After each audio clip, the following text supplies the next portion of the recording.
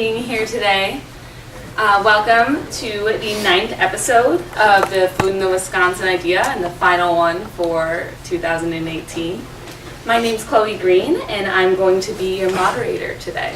I'm a senior dual degree in Community and Environmental Sociology and Dietetics.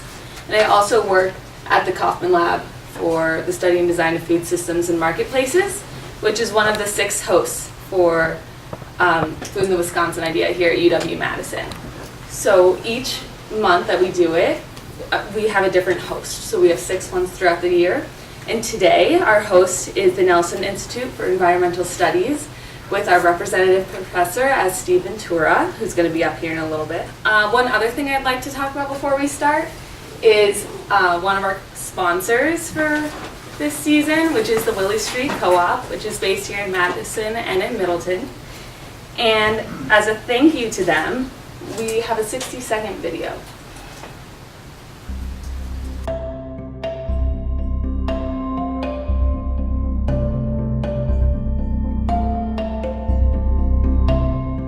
Willie Street Co-op is proud to be a supporter of Food in the Wisconsin Idea. Cooperatives around the state of Wisconsin have traditionally been at the forefront of bringing natural and organic foods to their customers. Cooperatives the world over are governed by 7 cooperative principles, and the 7th co-op principle is concern for community.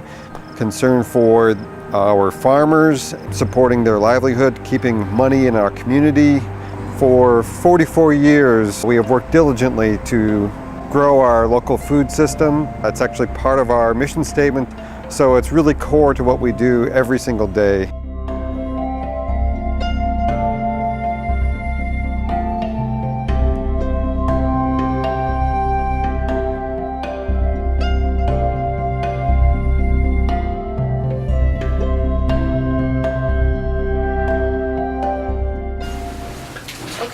Thank you again to the Willie Street Co-op. So for those of you who have come before, and I see a lot of familiar faces, thank you for being here.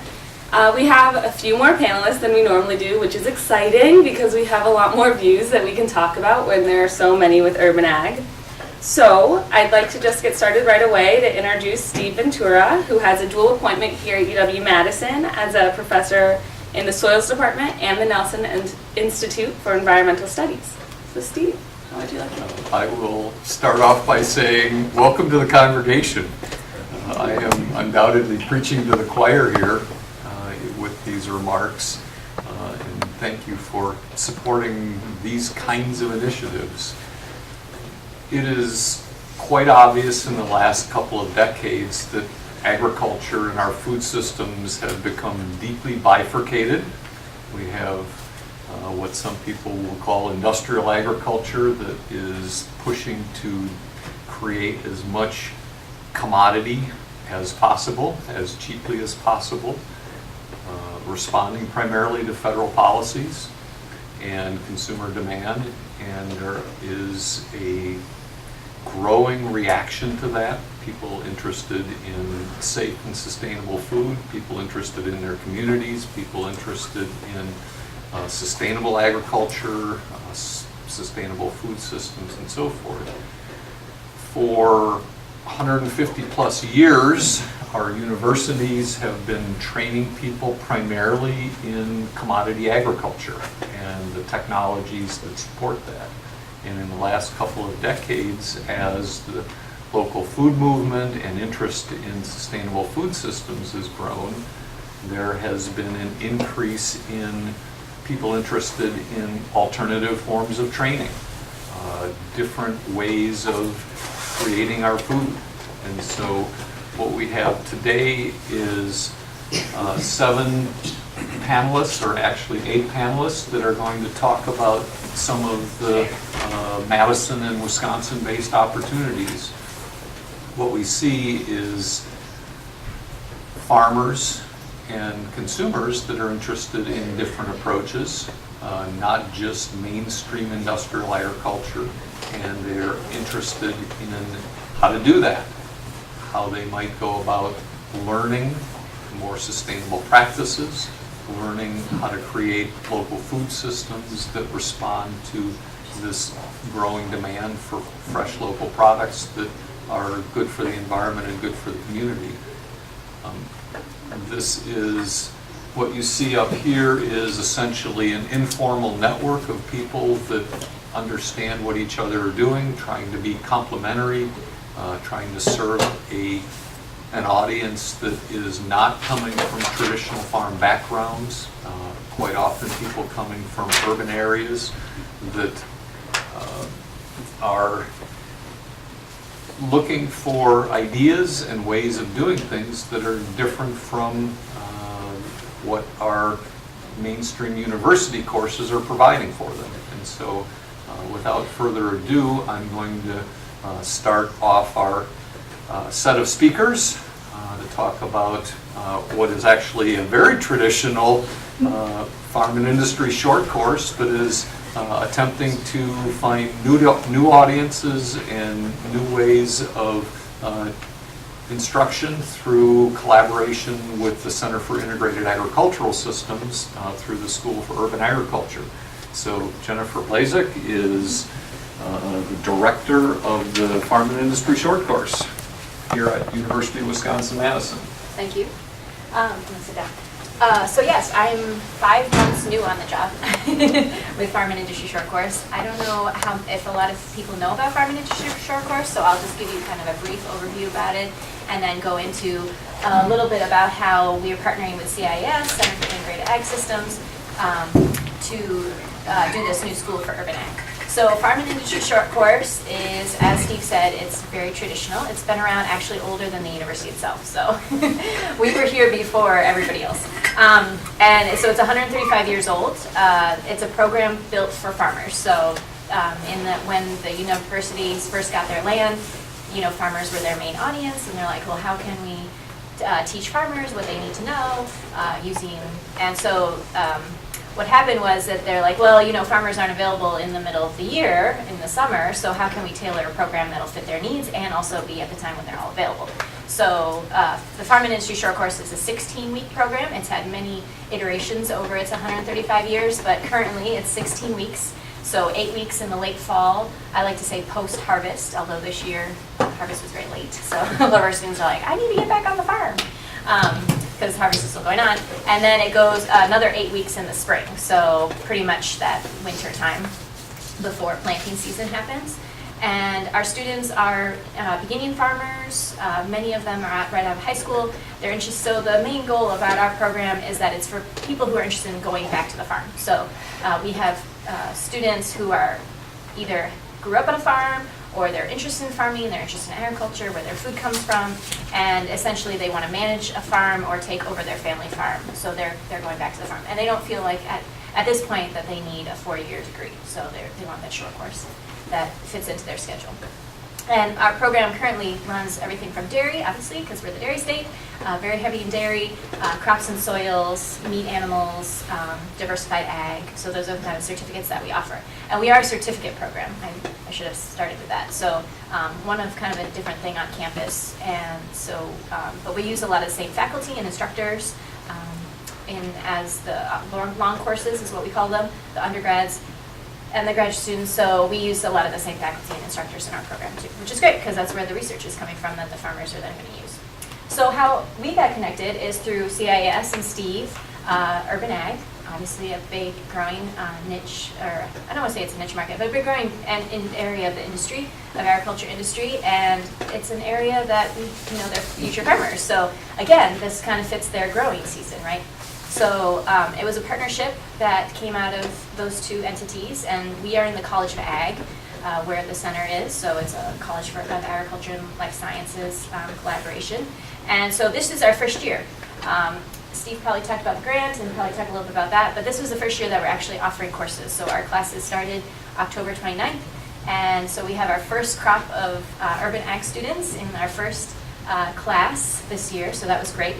It's a very fascinating mix for me because we actually have 3 audiences meeting together in one class. So we have fifth students, short course students, we have undergrad students, and we also have community members. So we open this class up, these 2 urban ag classes up to community members to come and take that class as well.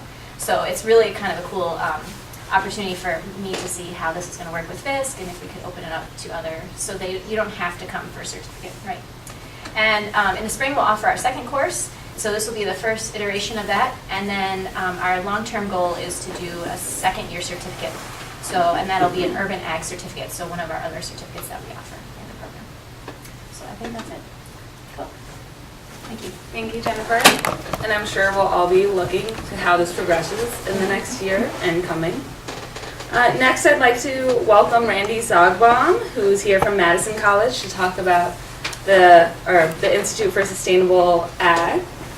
And I guess if you want to start off by talking about what does sustainable ag mean to you, or in general what you do. Sure.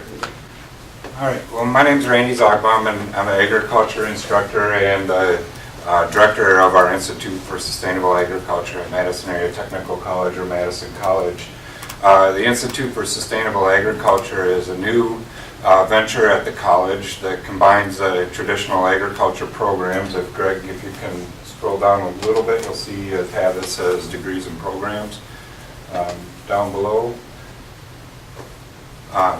So we offer associate degrees and diplomas at METC, and there's 4 degrees and diplomas in our agriculture programming as part of our traditional agriculture programming at the college. And then with the Institute for Sustainable Agriculture, we brought in this last year a new teaching farm, which is an operational farm in Fall River, Wisconsin. It's a partnership with John and Dorothy Prisky, who own the farm, and we're bringing that on. Chloe asked me what my definition of sustainable agriculture. I'm a soil scientist by training and passion, I guess, and in my career I've specialized in soil health, and what soil health is all about is refeeding our soil, right? The organisms that live there. And for me, if you think about agriculture in general as coming back to a focus on the production of food, then we start to get to a view of how that can create a sustainable agriculture and food system. And it's intricately tied in how the soil health works and those types of things. So like I said, we have these 4 programs. My program that I teach in directly is agriculture systems management, and I also teach in our sustainable farm to table program, which is a collaboration with our culinary arts department to create a meat processing program and look at animal production from the field through processing and into the culinary world. My program, the Agriculture Systems Management, was from one of our older programs, which is was called the Farm Business Production Management, like Farm and Industry Short Course. It was a traditionally offered to farmers on the farm, and it started, at least my understanding of this is that it started out of the original GI Bill out of World War II to help veterans come home and gain access to a viable career in their countryside and started farming. That program modified a bit, and that old program followed a similar teaching schedule as the Farm and Industry Short Course we taught in the winter months, the non-production months, although who knows a farmer that isn't working every day of their life anyway. But the non-production life in Wisconsin meant there's no field work to do, right? So you had some time to work on some other things. This program we've modified a bit, and it's a 12-credit program, and it's offered 6 credits in the fall and 6 credits in the spring semester in a traditional semester setting. The current version right now is completely online, so students take that whenever they're available.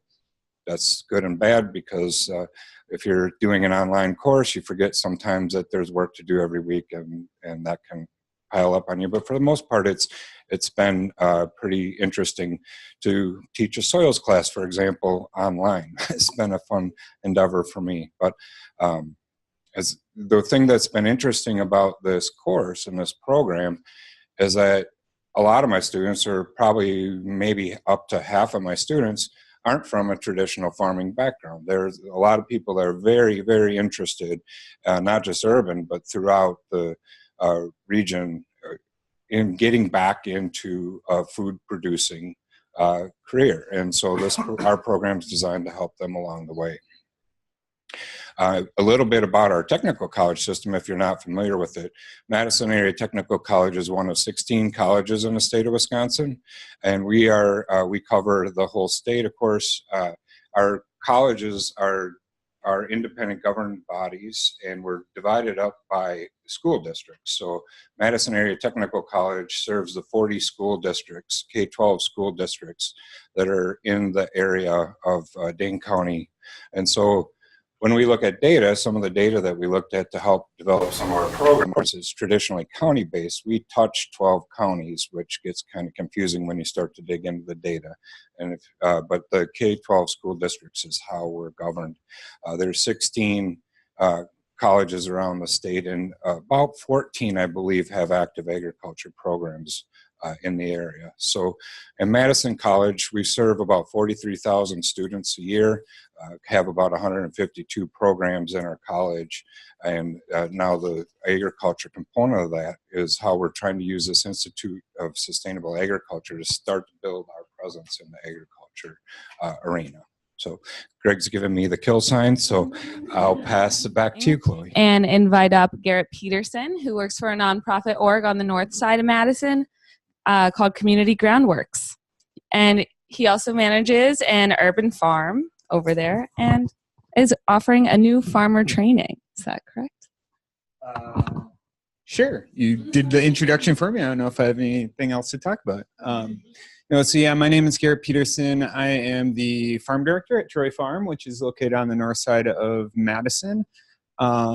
And I will touch more on the farm in a second, but to provide a little context, the farm is part of a nonprofit organization called Community Groundworks, which amongst other programs of Community Groundworks, Community Groundworks stewards the 26 acres on which the farm resides on the north side of Madison. And on that property, there is a 300 community garden plot, a kids garden, and then the other program is the farm. So the farm is a 5-acre certified organic diversified vegetable farm, and that has been in existence since the early 2000s. I have been at the farm for the last 5 seasons as staff, and so the farm is about 5 acres. We feed approximately 200 families per year through our CSA program.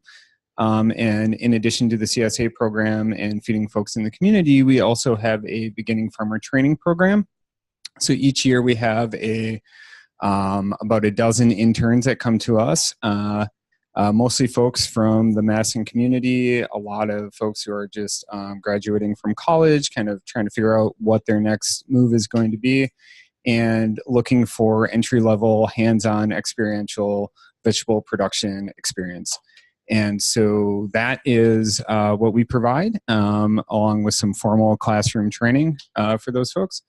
And right now we are in the process of kind of reevaluating our education program, in part because we are partnering with the university on the School of Urban Ag grant, and that has provided the opportunity to kind of reevaluate what we're doing, who we're reaching, and the education that we're providing. So historically, we've provided mostly hands-on vegetable production experience. What we're looking to do is really provide a more robust education around food system work. Many of the folks who come to us want that hands-on experience, and some of them do go on and start their own farming operations or work on other farms. But many of them go on to work in the nonprofit sector, working in the food system in other capacities, and really having that hands-on experience and that literacy is so important. So we are exploring new ways to deliver that education, how to make that more robust. And just as to provide a little bit more context, so I've been with the farm for 5 seasons now as staff, but I came to the farm as an intern many years ago. And for me, I did not grow up in a farming community. I grew up in a town that was 25 miles from the Twin Cities. So if you drove out of town in one direction, you were in the Twin Cities, and in the other direction, it was unincorporated towns. And I didn't want anything to do with farming or the word farmer. And so for me, having that experience in a different model in small-scale vegetable production really changed how I looked at farming and growing food. And what we're trying to do is create that exposure and that entry-level experience for as many people as we can. Thank you. We hear a lot about Troy Gardens and everything in community and environmental sociology. So it's big on campus, and I know a lot of people go and start working there either while they're still in undergrad or after undergrad. So next, I'd like to welcome Julie Dawson, who's from UW-Madison, and Claire Strader from Dane County Extension, who are going to tell us a little bit about an apprenticeship program that they've designed for new farmers.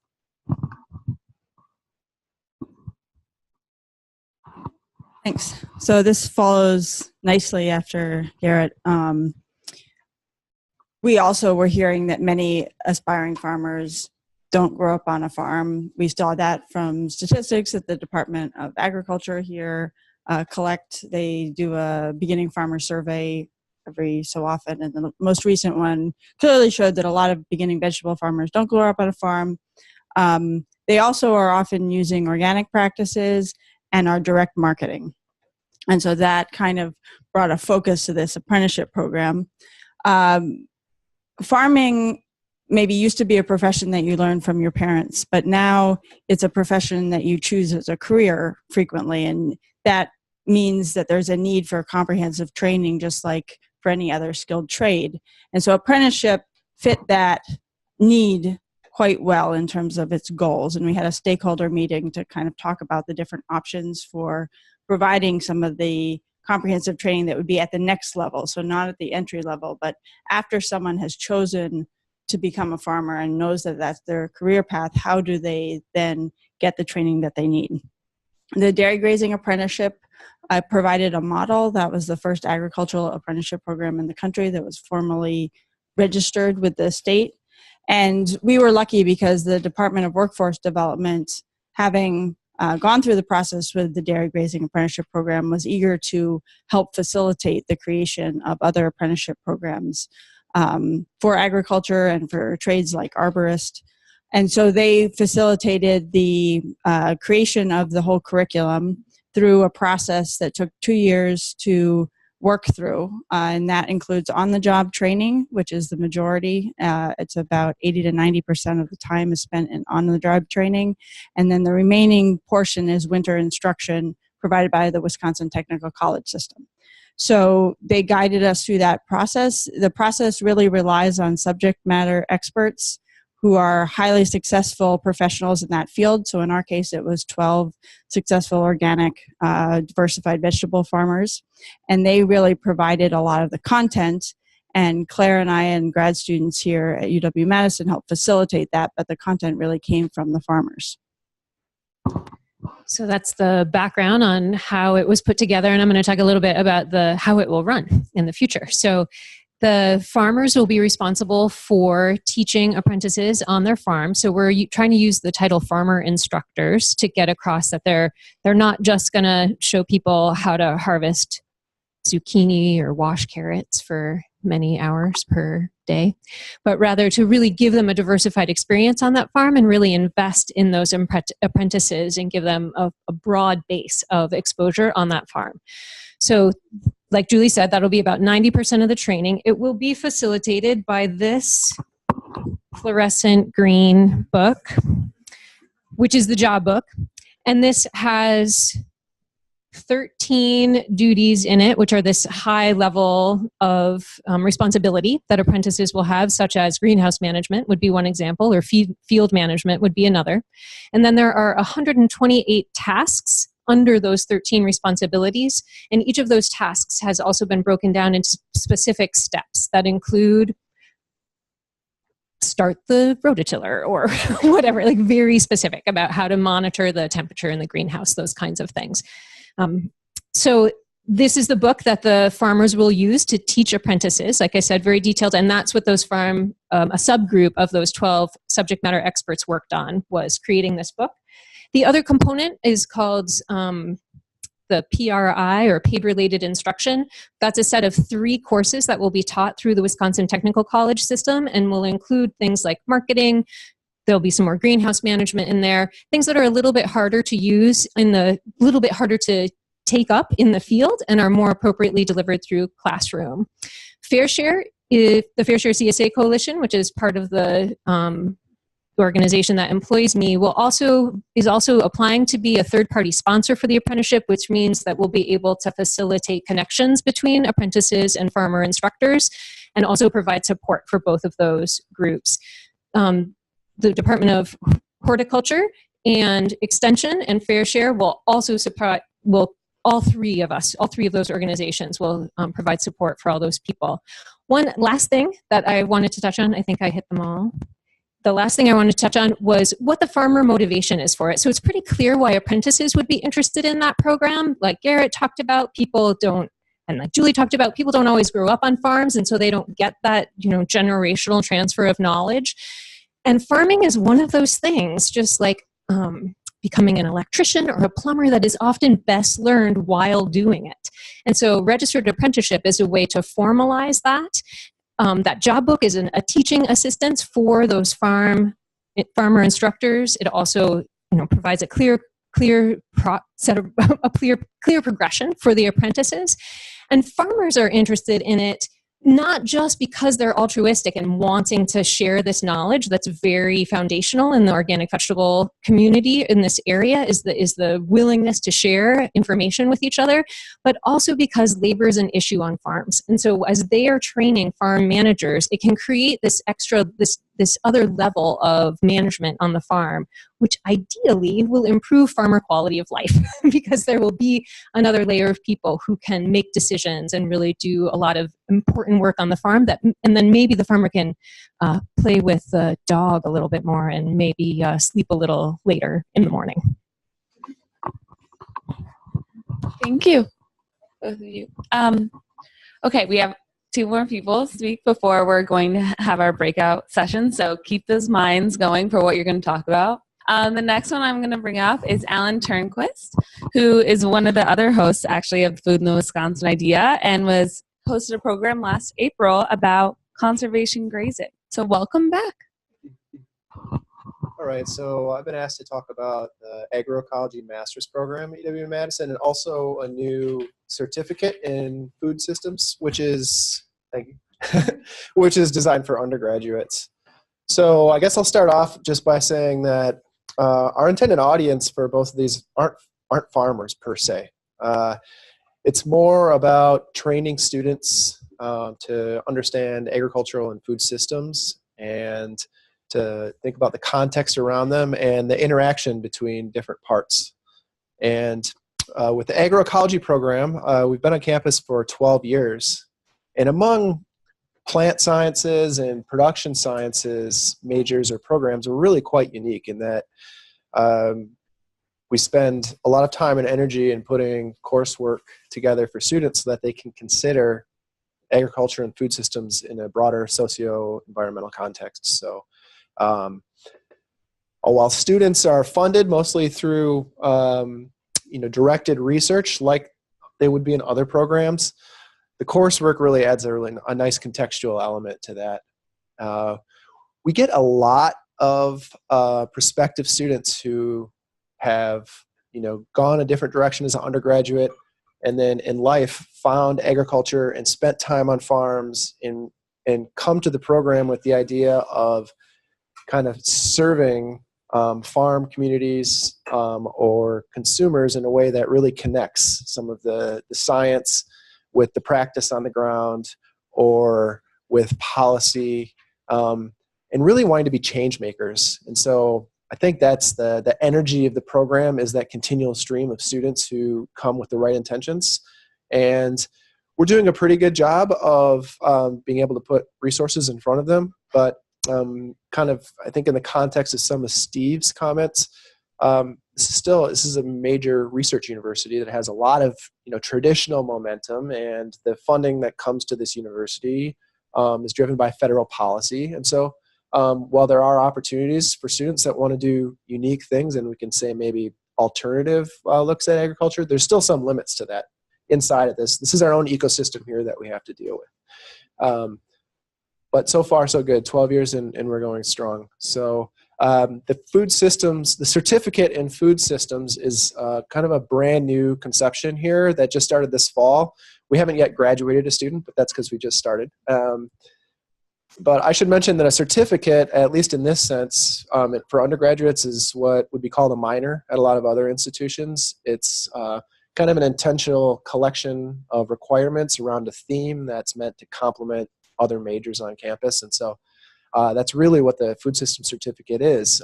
For folks who are in plant sciences or production, agriculture focus, this really can add some, again, context elements. The course requirements have core courses that are highly interdisciplinary and look at kind of the system around it.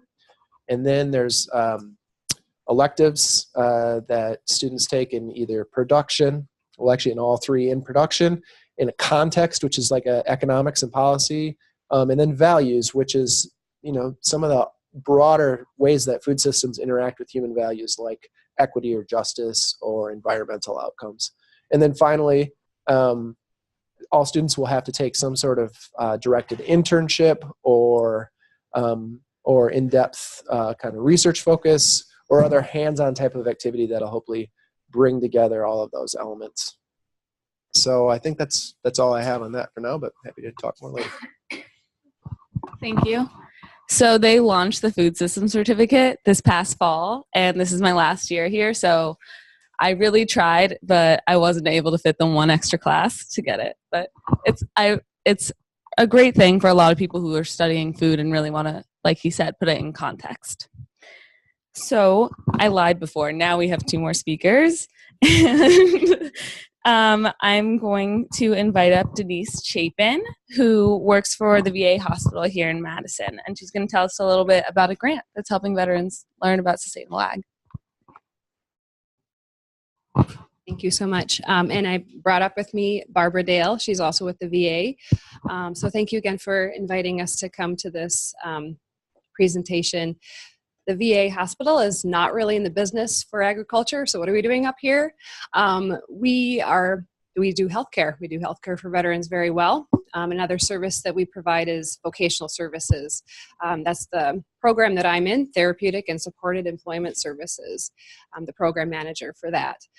The Office of Rural Health came forth with a pilot program proposition to all the VA hospitals and healthcare systems in the nation and said, we really think that veterans can benefit from training in agriculture. And not only that, but so many of our veterans, especially the younger ones, are coming back with significant trauma, war trauma, even if they've just been in basic training, and are suffering from complex mental health and mental and other trauma conditions. So how can healthcare system help veterans who are getting into agriculture to train for that and also address their healthcare needs at the same time? We put forth a pilot application which incorporated a lot of the things that you guys already talked about. The formal training. We're partnering with the Madison College and the University of Madison Farm and Industry Short Course as our primary core partners for the formal training part of it. The second thing that we wanted to make sure we put in there and that so many already mentioned was that training experience, on-the-job training experiencing, either with share care farms or the CSAs, or even large-scale agribusiness, if that's really what the veteran wants to do. We have no agenda as far as what type of agriculture they go into. We want to meet them where they're at.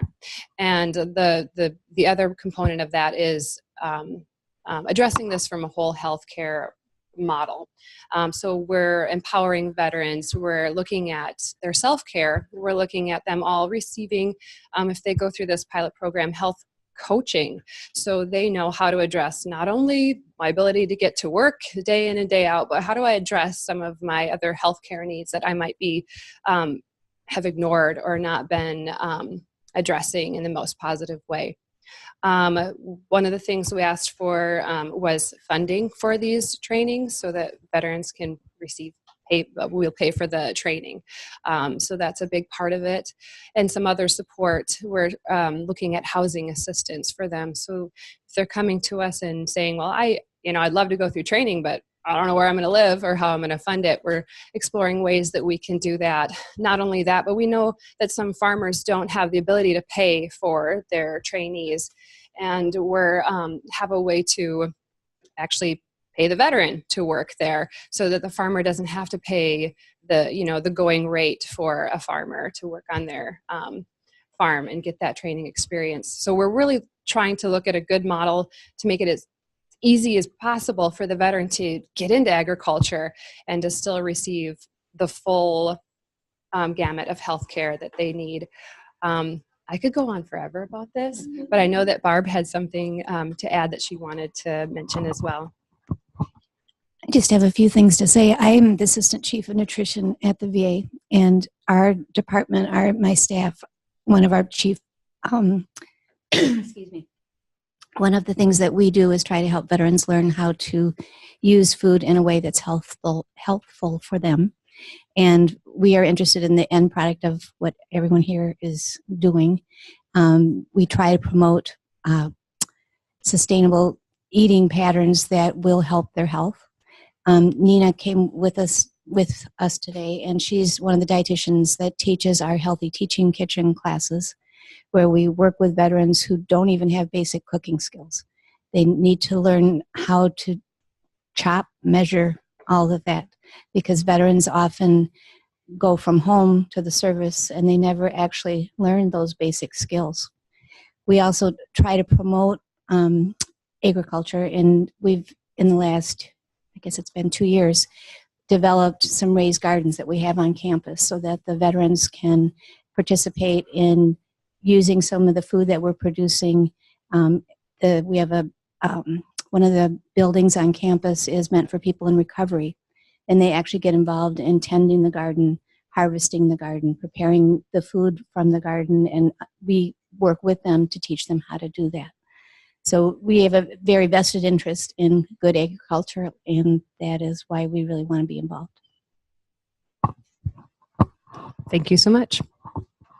Thank you, both of you, for telling us about this really interesting program.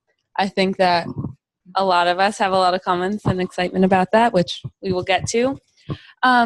Last but not least, I'd like to invite,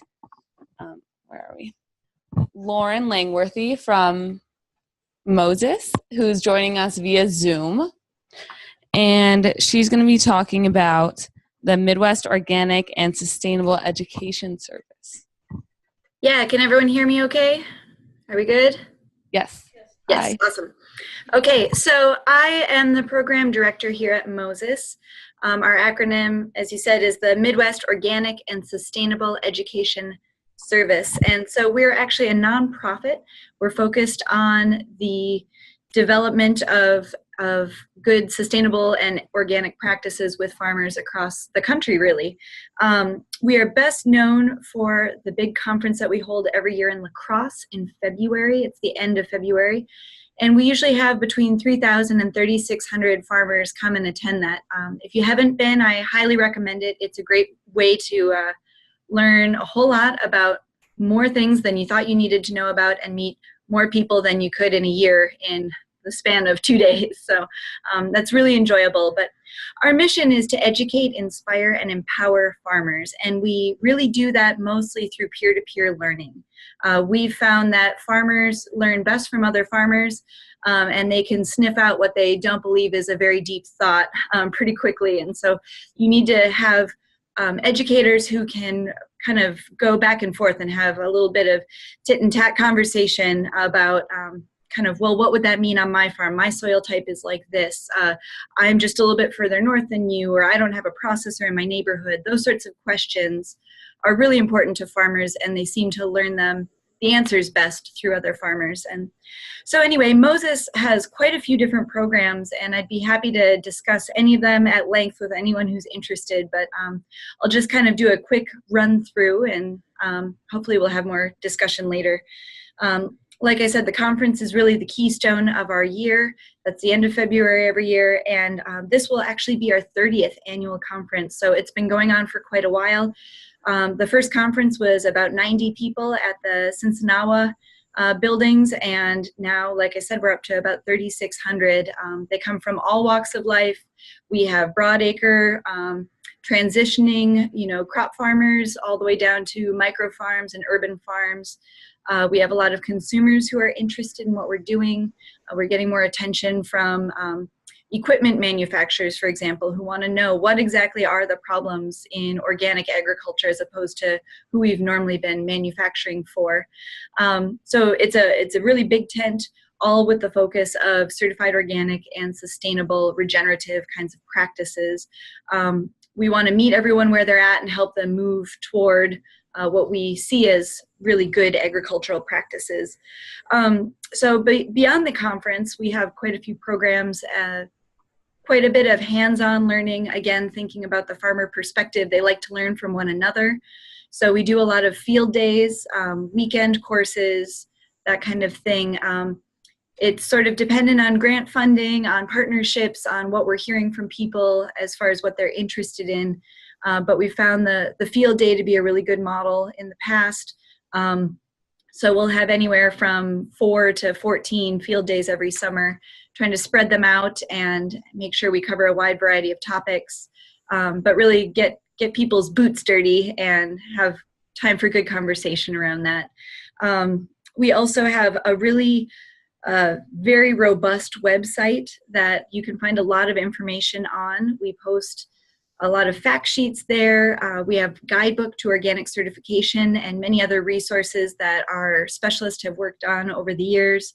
So I recommend checking that out.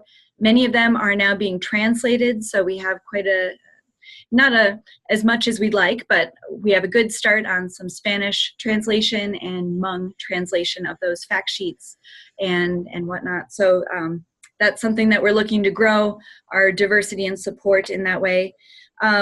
And then I guess I would also just add in, we have some more one-on-one programs like our mentor program, where we pair an experienced farmer with a younger farmer who's interested in learning more.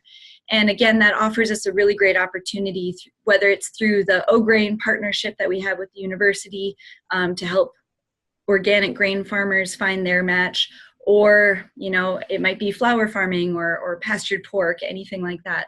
But we can really help leverage the network that Moses has of all of these farmers and try and find some good relationships to really help them work through their individual concerns or areas of growth. And so that's been really great. And then I guess one last just kind of plug, we have the Organic Broadcaster newsletter and our e-news, which is obviously an email listserv sort of thing. The broadcaster goes out every other month and the e-news goes out monthly. And those are great ways, if you have programs that you want to be sharing with people, it's a really great and powerful tool for sharing those programs.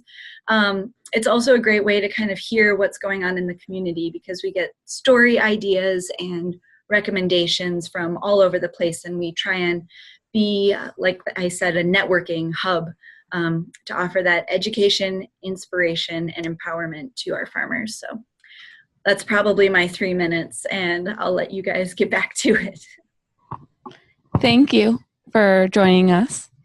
So, thank you all. And we are going to now transition into something that's been pretty popular here at Food in the Wisconsin Idea called breakout rooms. And what that means is, for our studio audience, you're going to hopefully turn around some people and discuss a question, which for today is, how do we interest people in agricultural careers that don't come from a traditional farming background? And hopefully we'll have our speakers popping around. And then via Zoom, Greg is going to randomly assign you into 2 different groups. And we're hoping that you will turn on your mics and your your mics and your cameras to start talking about this question so that we can all turn this into a conversation. And we'll regroup in a few minutes or like 10 minutes and talk a little bit about what you said. So choose someone to report back. Have fun.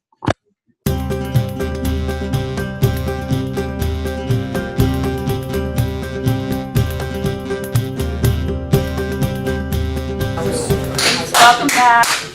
I know it's easy to just talk so much about this, and very shortly we're going to be all going downstairs if you'd like to continue the conversation or some networking.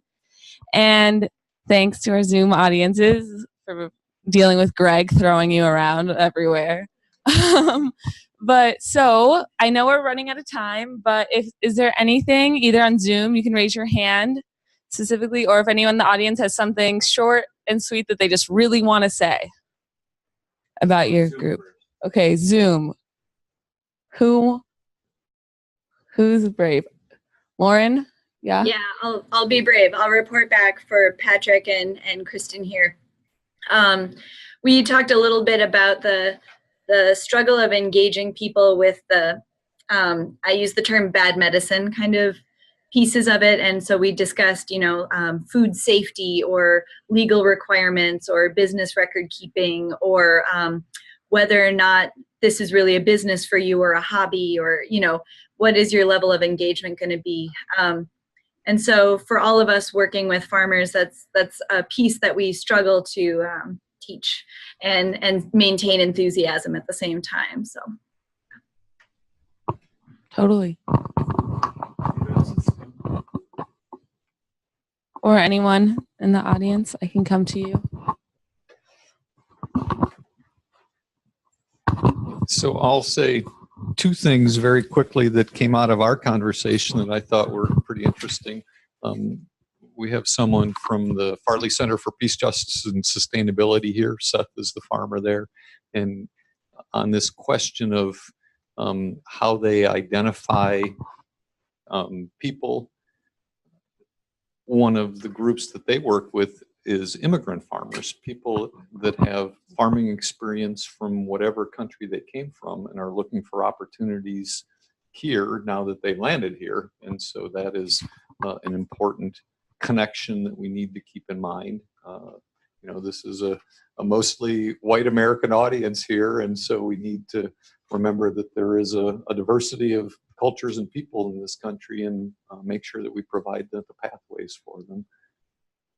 And the other comment came from Community Groundworks, and the comment was basically they have a wide range of educational programs, and so they're essentially building a pipeline, providing exposure through a lot of different educational mechanisms that can help bring people's interest into sustainable farming. But so I guess one of the main things you mentioned was farmers teach farmers. And one of the things I've noticed is in society, after working for 2 CSAs, I'm not going to share revenue of what I made per hour, but it's very hard work and getting more into that. And I feel like finding land as somebody that's interested in farming. I've got 2 majors from UW-La Crosse. I graduated, I'm 30 years old. I graduated in 2011. And so I'm all self-interest basically with farming and networking and listening in and talking with people like yourselves, going to seminars at the Discovery Center, for example, and finding land that is not, for example, being sprayed with pesticides, herbicides, fungicides is something that's very difficult to find, especially that would be affordable in Dane County and even outside of Dane County. So I guess my question would be is if you have any recommendations on how to find that. And I was told by the USDA Forestry Department that what I'm looking for might not even exist, which, I realize that our water and our air supply has certain contaminants. At the same time, I have to believe that we can lessen those amount of contaminants that we ourselves are eating, as well as what we're feeding our livestock, as well as what the plant fibers are actually soaking up themselves. Because what we know about pesticides, for example, is that when these plants soak them up or the animals eat them or we ingest them, I mean, I just went on a road trip 9,000 miles across the western United States and realized that there is one, I mean, whether this is factual based or not, but I heard on my trip, which is pretty scary, that 100% of women's breast milk in this country has glyphosate Roundup in it, which glyphosate is the active ingredient in Roundup. Yeah, I'll stop talking, but that's just, I guess curious where that land would be. And for somebody that's been interested in it and wants to get my hand in both ownership as well as treating community, both schools, senior living facilities, veterans, immigrants, etc. I mean, there's huge obstacles to actually changing that infrastructure. Yeah. Thank you, Zach, for saying that. I saw a lot of head nods in this room. I think we're going to give you a quick answer, but then we can possibly generate more connections from this. Yeah, maybe more than an answer or less than an answer and more of an idea, which is that public land, there, at least in Dane County, there is some county-owned land and some city-owned land that is becoming available for agricultural production. It is a different model. It's not the model where the farmer buys the land, decides where all the trees are going to go, and where all the crops are going to go, and has that ownership component. But if a farmer is willing to rent land and have a long-term lease that would accommodate organic production, I think there are more and more possibilities for using public land in the city or in the county, both at a very affordable rate. That would be awesome.